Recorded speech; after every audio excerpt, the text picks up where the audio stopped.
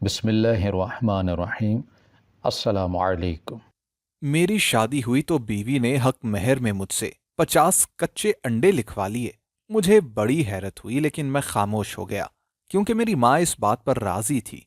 मेरी बीवी हर वक्त सब अंडों की हिफाजत करती और उन पर रंग करती रहती और कहती कि मैं इन्हें जितना हिफाजत से संभाल कर रखूंगी उतनी जल्दी हमारे घर औलाद होगी और दौलत की रेल पेल होगी, और अगर गलती से भी कोई अंडा टूट गया तो फिर हम पर कयामत टूट पड़ेगी। मुझे उसकी बातों पर यकीन नहीं था। एक रात बीवी के सोने के बाद मैं उठा और मैंने अंडे देखना शुरू किए कि आखिर इनमें ऐसा क्या है। लेकिन देखते ही देखते एक अंडा मेरे हाथ से गिर गया। और फिर तभी। मेरा नाम रिजवान है। मेरा ताल्लुक जिला फैसलाबाद के एक गांव से है। मैं बचपन से ही बहुत ज़हीन था। हर क्लास में फर्स्ट आता और उसी स्कूल में मेरे वालिद पढ़ाते थे। कुछ उनका मान रखने के लिए भी मैं दिन रात पढ़ाई किया करता था। मुझे पढ़ने लिखने का शौक भी बहुत था। जो ख्वाब मेरे वालिद ने मेरे लिए देखे थे उनको मैं पूरा करना चाहता था। मेरी वालिदा एक नेक खातून थीं।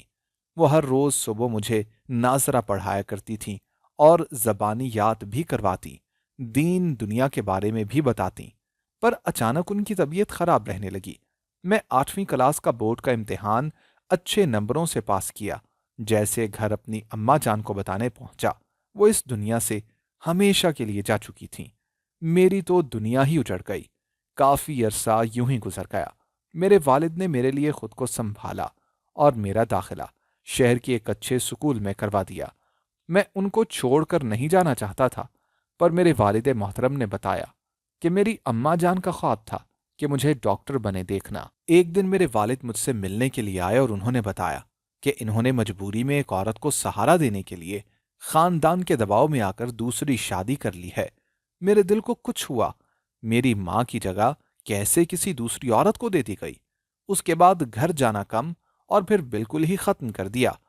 मेरे बाप के घर बेटी पैदा हुई। मेरे दोस्त मेरा मजाक बनाते। मैं नजरअंदाज करने लगा क्योंकि मेरी अम्मा जान ने खामोश रहने और सब्र करने की तलकीन की थी। बस अपनी अम्मा के ख्वाब को पूरा करने के लिए पहले से भी ज्यादा मेहनत करने लगा। पूरे स्कूल में मेरी जहानत के चर्चे थे। वक्त तेजी से गुजरा। स्कूल से कॉलेज और कॉलेज से यूनिवर्सिटी तक का सफर किया और मैं एमबीबीएस की डिग्री हासिल कर ली और मैं अपने गांव वापस लौट आया। मेरी दूसरी अम्मी भी बहुत अच्छी थीं, पर मैं ज्यादा बात नहीं करता था। वो बहुत ज्यादा ख्याल रखती थी मेरा। मुझे अपनी बहन से लगाव था, चाहे सौतेली ही सही, पर थी तो मेरी बहन ही। एक दिन मेरी दूसरी माँ की भांजी मुझसे मिलने के लिए आई। वो बहुत खूबसूरत थी। शायद मेरी दूसरी माँ के खानदान में सब ही खूबसूरत थे। वो बहुत नखरे वाली थी, पर यहां परवाह किसे थी। मैं अपनी कॉलेज फ्रेंड एमन को पसंद करता था और उसके घर वाले भी ये बात जानते थे। किसी को कोई एतराज नहीं था। बस हमारी डिग्री का इंतजार था ताकि मैं अपने पैरों पर खड़ा हो जाऊं। मैं अपने वालिद मोहतरम से बात करना चाही, पर एक शर्म आड़े आ जाती और कई दिन गुजर गए। फिर एक दिन खुद ही मेरे वालिद मेरे पास आए और उन्होंने बताया कि रुकैया जो मेरी दूसरी माँ है, वो ये चाहती हैं कि उनकी भांजी जरीना इस घर में बहू बनकर आए। और यही मौका था कि जब अपने वालिद मोहतरम को एमन के बारे में बताना था। मैं पूरी बात सुनने के बाद मेरी उम्मीद पर पानी ही फेर दिया। मुझे हर तरफ अंधेरा महसूस हुआ।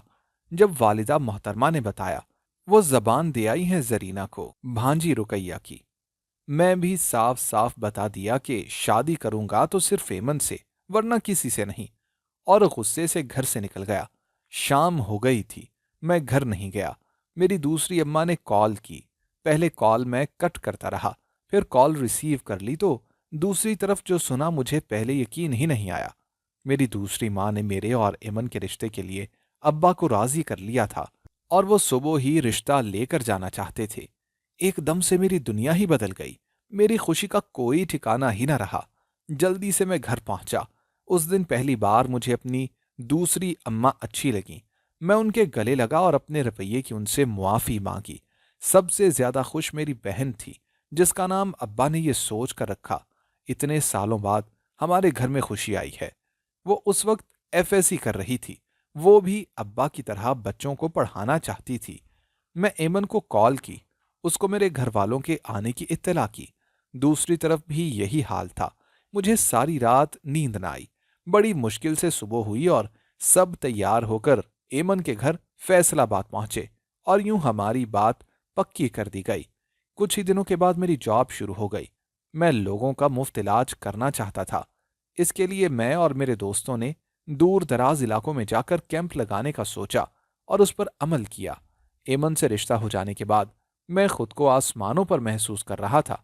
सब अच्छा हो रहा था, पर यह भूल गया था कि आसमान से इंसान गिर जाए तो कहीं का नहीं रहता। हमारी मंगनी को 2 माह हुए थे। एक दिन एमन के अब्बा आए और रिश्ते से इनकार कर गए। अंगूठी भी वापस कर गए। मेरे लाख पूछने पर भी इनकार की वजह समझ नहीं आई। एमन से राबिता ना हो सका। एक दिन पता चला कि वो शहर छोड़कर कहीं जा चुके हैं। मेरे घर एक अलग तमाशा बन गया था। मैं हर वक्त कमरे में रहता। हॉस्पिटल से कॉल आती टाल देता। मेरे दोस्त वसीम ने मेरा बहुत साथ दिया था। उसके अब्बा का हॉस्पिटल था। वो एक मशहूर सर्जन थे, जहां मुझे भी पार्टनरशिप पर रख लिया गया। वो एक अच्छे इंसान थे। उनकी उम्र हो चुकी थी, इसीलिए अब हॉस्पिटल को मैं और वसीम मिलकर देखते थे।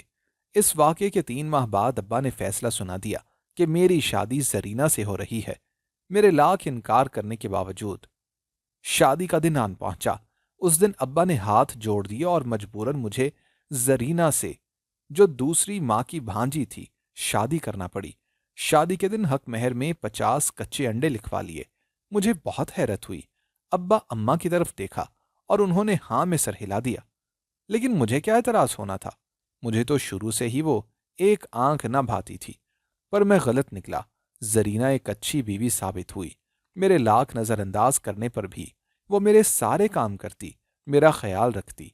हमारी शादी को 2 साल बीत गए और वक्त का पता ही न चला। पर कभी कभी परेशान हो जाता कि मेरी बीवी ने हक महर में जो 50 कच्चे अंडे लिए थे, उनका सबसे ज्यादा ख्याल रखती।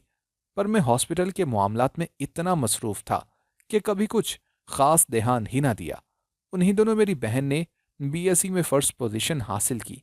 वो आगे पढ़ना चाहती थी, पर मेरी माँ उसकी शादी के लिए परेशान थी और अपने अनपढ़ भांजे के लिए सोच रही थी। शाम को जब मैं घर आया तो मेरी बहन खुशी में मेरे पास आई। उसने सारी बात बताई। मैं उसको तसल्ली दी और बताया कि वो आगे पढ़ने की तैयारी करे। मैं वसीम को कहता हूं कि वो तुम्हारा एडमिशन करवा देगा, क्योंकि वसीम की बहन और खुशी क्लास फेलोज थीं। एक दिन अचानक एक काम के लिए अपनी बहन के कमरे में गया तो वो कमरे में ना थी। हर जगह देखा। मैं परेशान हुआ। दोबारा खुशी के कमरे में पहुंचा तो मुझे महसूस हुआ कि कोई चीज बेड के नीचे है।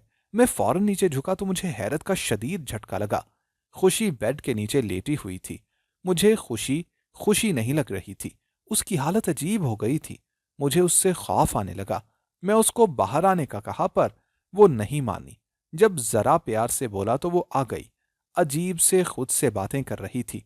मुझे उसकी दिमागी हालत पर शुबा हुआ। फौरन अपनी बहन को लेकर मैं हॉस्पिटल गया। वहां उसके सारे टेस्ट करवाए। डॉक्टर ने कमजोरी बताई। वसीम भी वहां मौजूद था और उसने मशवरा दिया कि मैं खुशी को किसी साइकेट्रिस्ट के पास लेकर जाऊं। मुझे उसकी बात अच्छी नहीं लगी। खुशी को लेकर मैं घर आ गया और माँ को हिदायत दी कि इसके खाने पीने का ख्याल रखे। शायद अपना ख्याल न रखने की वजह से वो इस तरह की हो गई है। जब कमरे में पहुंचा तो जान से प्यारी बीवी नाराज बैठी हुई थी। आज बाहर खाने का प्रोग्राम था, पर खुशी की वजह से कैंसिल हो गया था। मैंने सॉरी बोला, पर वो नाराज होकर कमरे से निकल गई। मुझे उससे मोहब्बत बहुत थी। इमन तो अब कहीं रही ही नहीं थी। मैं उसको मनाने उसके पीछे चला गया तो वो खुशी के कमरे में थी। देखा कि वो खुशी से कुछ कह रही है। जब मुझे देखा, पहले जरीना का रंग बदला, फिर कहने लगी। मैं खुशी की तबीयत पूछ रही थी। फिर हम दोनों बाहर खाना खाने के लिए चले गए। हमारी जिंदगी अच्छी और पुरसुकून चल रही थी। जब से जरीना आई थी, घर में दौलत की रेल पेल थी। हम गांव से शहर शिफ्ट हो गए थे। जिंदगी एक ख्वाब सी लग रही थी। रात के 1 बजे हमारे कमरे का दरवाजा मेरी अम्मा जोर जोर से बजाने लगी। मुझे लगा कि अब्बा की तबीयत खराब हो गई होगी, क्योंकि शाम में उनको बुखार था, पर ऐसा नहीं था। खुशी बेहोश हो गई थी। मैं जल्दी से उसको लेकर करीबी एक प्राइवेट हॉस्पिटल पहुंचा। डॉक्टर ने बताया कि किसी सदमे की वजह से वो बेहोश हुई है। पर अब मुझे ये फिक्र सताने लगी थी। वसीम की बात याद आई और एक दोस्त की मदद से एक अच्छे साइकोलॉजिस्ट से राबिता किया और सुबह होते ही प्रोफेसर इमरान के पास खुशी को लेकर पहुंचा। उसने अकेले में खुशी से चंद सवालात किए और खुशी का ट्रीटमेंट शुरू कर दिया। यूं खुशी के सेशन शुरू हो गए। 1 माह हो गया था खुशी का इलाज करते हुए। वो पहले से ज्यादा कमजोर हो चुकी थी।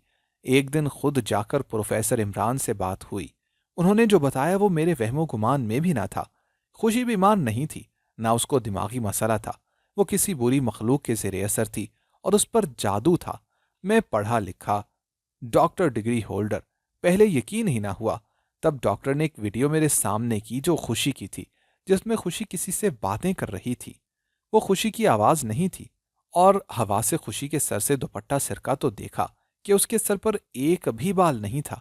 यह सब नाकाबिल यकीन था। प्रोफेसर इमरान से मसले का हल चाहा।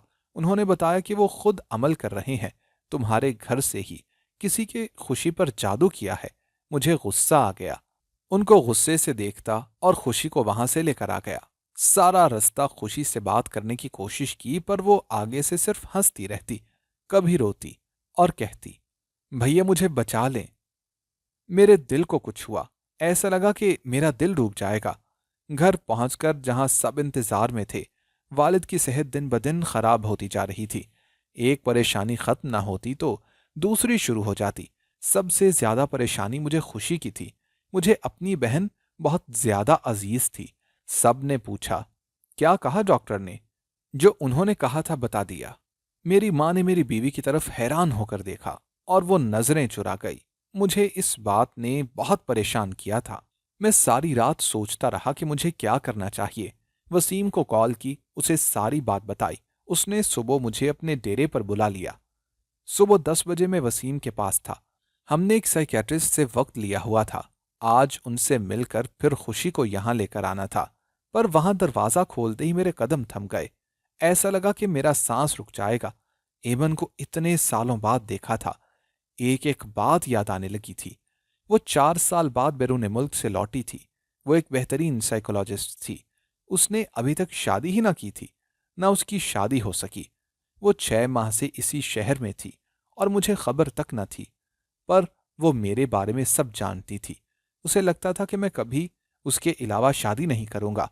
पर जब उसे मेरी शादी का सुना, वो पहले से भी ज्यादा संजीदा हो गई थी और वो हमसे बात एक क्लाइंट की तरह कर रही थी।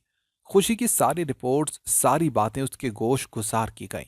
उसने खुशी को लाने का कहा और यूं सोमवार को मुझे दोबारा एमन से मिलने का मौका मिल गया। मैं तब ये भूल गया कि मैं शादीशुदा हूं। मुझे हर गुजरी बात याद आने लगी। वसीम ने समझाया मुझे कि अब ये सब नहीं सोचना चाहिए।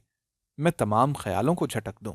घर पहुंचा तो मेरी बीवी जरीना अंडों पर रंग कर रही थी। मुझे देखते ही अंडे अलमारी में रख दिए और जल्दी से पानी लेकर आई। खुशी के बारे में पूछा, क्या कहा डॉक्टर ने? मेरी बीवी कुछ खास पढ़ी लिखी ना थी, इसलिए बस इतना कह दिया कि कुछ दिनों में हॉस्पिटल शिफ्ट करना पड़ेगा। पर उसने जो अगली बात कही, मेरे गुस्से को हवा देने के लिए काफी थी। मैं पहले आज तक एमन के इनकार की वजह ना जान सका। आज वो मिली तो पराई और बदली हुई थी। मैं कभी इस गम से निकल ही ना सका। ऊपर से जरीना ने कहा कि अपनी बहन को किसी पागल खाने दाखिल करवा दो। मेरी बहन कोई लावारिस नहीं थी। इसी गम में कमरे से बाहर निकला और ऊपर टेरेस पर चला गया। कभी सिगरेट को हाथ तक न लगाया था, पर आज बेशुमार पी डाली थी। मुझे कुछ भी समझ नहीं आ रही थी। कोई भी सिरा मेरे हाथ नहीं आ रहा था। मेरा दिमाग फट जाने को था जब वसीम ने आधी रात को मुझे कॉल की और उसने बताया कि प्रोफेसर इमरान ने कॉल की है और उसने बताया है कि खुशी के पास ज्यादा वक्त नहीं है। जितना जल्दी हो सके हमें कुछ करना होगा। मेरी आंखें भीग गईं। मेरी बहन मुझे जान से ज्यादा प्यारी थी। ऐसे कैसे उसे मरता देख सकता था? पर एक बात जो महसूस की, वो वसीम की फिक्रमंदी थी। मैंने उसे कहा कि परेशान न हो। आगे से उसने जो बात कही, कोई और वक्त होता तो मैं झूम उठता, क्योंकि वसीम ने बताया कि वो खुशी को पिछले 3 सालों से पसंद करता था। मैं ये बात बताना चाहता था, पर अचानक ये सब हो गया। पर वो अभी भी खुशी के ठीक होने का इंतजार करेगा। आखिर सोमवार को मैं खुशी को अपने साथ लेकर डॉक्टर एमन के पास पहुंचा। जहां पहले से प्रोफेसर इमरान मौजूद थे। उन्होंने जल्दी से खुशी को पानी पिलाया और उस पर छींटे मारे। मैं अभी भी बेयकीनी में था जब अचानक खुशी खुद को ही थप्पड़ मारने लगी। तो गोया प्रोफेसर ने ठीक कहा था कि मेरी बहन पागल नहीं है, वाकई कोई और बात है। मुझसे अपनी बहन का तड़पना देखा नहीं जा रहा था। वो खुद को नोच रही थी, चीख रही थी। मेरी समझ में कुछ भी नहीं आ रहा था। एमन खुद सहम गई थी। वसीम ने मुझे सहारा दिया और कुर्सी पर बिठा दिया। प्रोफेसर बार बार खुशी से उसका नाम पूछ रहे थे। वो कभी हंसती, कभी ऊंचा ऊंचा रोती। ये सब मेरी बर्दाश्त से बाहर था। मैं कमरे से बाहर निकल गया। मेरे निकलते ही हंसा टूट गया। मुझे सख्ती से प्रोफेसर ने मना किया था, लेकिन मैं इतनी तकलीफ में था कि मुझे याद ही नहीं रहा। और इस दौरान मुझे प्रोफेसर की चीख सुनाई दी और वो खून में लथपथ पड़े थे। सब मेरी तरफ देख रहे थे और मुझे अपना आप मुजरिम लगा। पर शुक्र के प्रोफेसर की जान बच गई। उनको बरवक्त वसीम ने हॉस्पिटल एडमिट करवा दिया और खुशी बेहोश हो चुकी थी। प्रोफेसर के होश में आते ही वसीम को उन्होंने किसी को लाने का कहा। उनका एड्रेस दिया और ठीक शाम 6 बजे वसीम के साथ एक 70-80 साल के बुजुर्ग को देखा।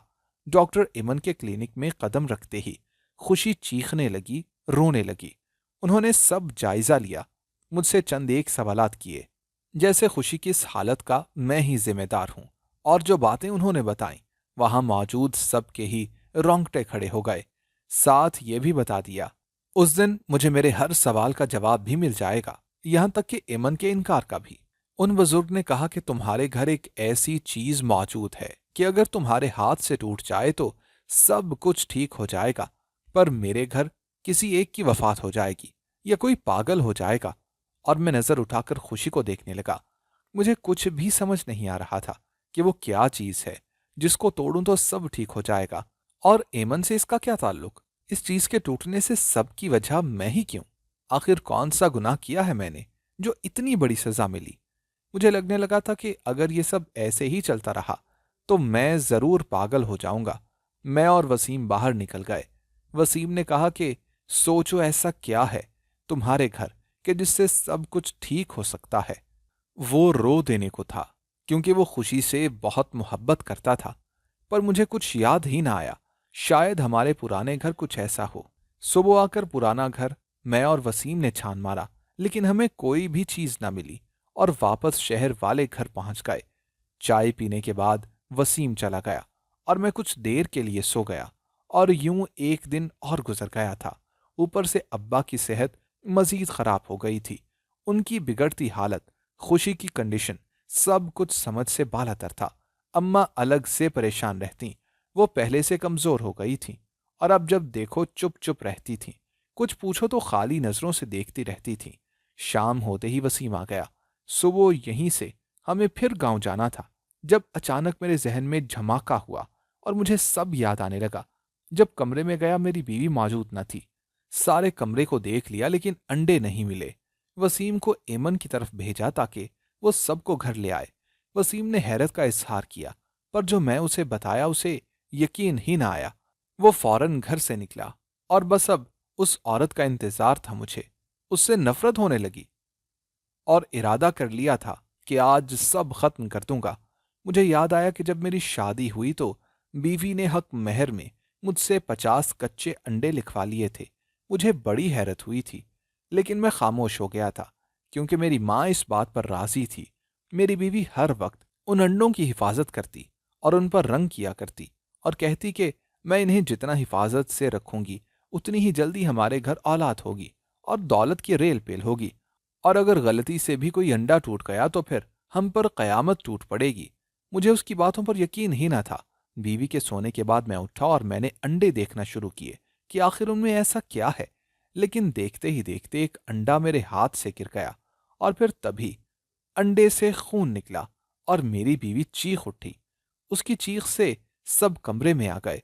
प्रोफेसर इमरान आगे बढ़े और मुझे बताया कि रुकना नहीं है, एक एक करके तोड़ते जाना है। हर अंडे से खून निकल रहा था।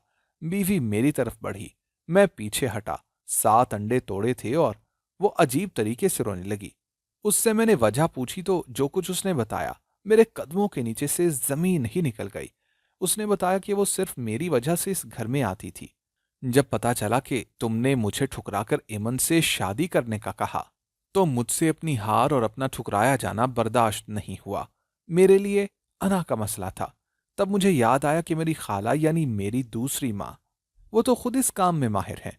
उन्होंने यही काम करके तुमसे तुम्हारी माँ छीन ली ताकि तुम्हारे अब्बा से शादी कर सकें। जब उन्होंने बताया वो अब ये काम छोड़ चुकी, तो मैं उनको धमकी दी कि अगर उन्होंने मेरा साथ न दिया तो सब कुछ तुम्हें बता दूंगी। और आखिरकार खाला ने मुझे पुराने कब्रिस्तान के पीछे एक ईसाई बाबा का बताया जो बहुत पहुंचा हुआ था और उसका कोई वार खाली नहीं जाता था। उसके पास जाकर तुम्हारी और एमन की तस्वीर दी, जिससे एमन के अब्बू खुद जवाब दे गए और एमन हमेशा के लिए तुम्हें छोड़कर चली गई। और ऐसे तुम मेरे हो गए। तुम अपनी बहन के बहुत गुण गाते थे, हर वक्त खुशी खुशी करते थे, लेकिन ये मुझसे बर्दाश्त नहीं हुआ कि कैसे तुम किसी दूसरी औरत की तारीफ कर सकते हो।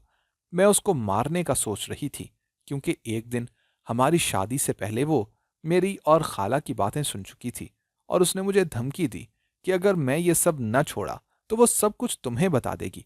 मैं इतने सालों की मेहनत में यूं बर्बाद होते नहीं देख सकती थी। और सबको काबू करने, तुमसे शादी करने के लिए मुझे हक महर में 50 कच्चे अंडे चाहिए थे ताकि तुम हमेशा मेरे रहो। वहां सब मौजूद शशदर रह गए। कोई भी अपनी जगह से हिल नहीं रहा था। किसी की आंखों में गुस्सा था, कोई रो रहा था। और फिर मैंने सबके देखते ही देखते तमाम अंडे तोड़ डाले और साथ ही जरीना को सबके सामने तलाक दे दी। उन अंडों के खून की बदबू इतनी ज्यादा थी कि वहां खड़ा होना किसी के भी बस की बात न थी। जैसे ही सब कमरे से बाहर निकले, मेरी बीवी जरीना के चीखने की आवाज आई और मेरी दूसरी माँ एक चीख से इस दुनिया से चल बसी और जरीना पागल हो गई। कुछ दिन सब इसी सदमे में रहे। हम सब उसी दिन वहां से वसीम के घर आ गए थे। मेरी बहन हॉस्पिटल में एडमिट थी।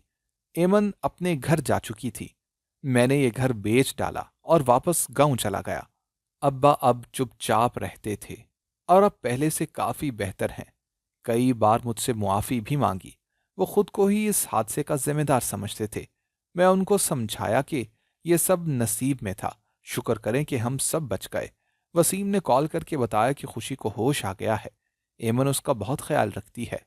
6 माह के बाद खुशी बिल्कुल ठीक हो गई। पहले की तरह हंसने लगी। उसे कुछ भी याद नहीं था। सबने बताया कि चोट लगने की वजह से तुम कोमा में चली गई थी। अम्मा का पूछा तो बताया कि हार्ट अटैक से उनकी जान चली गई।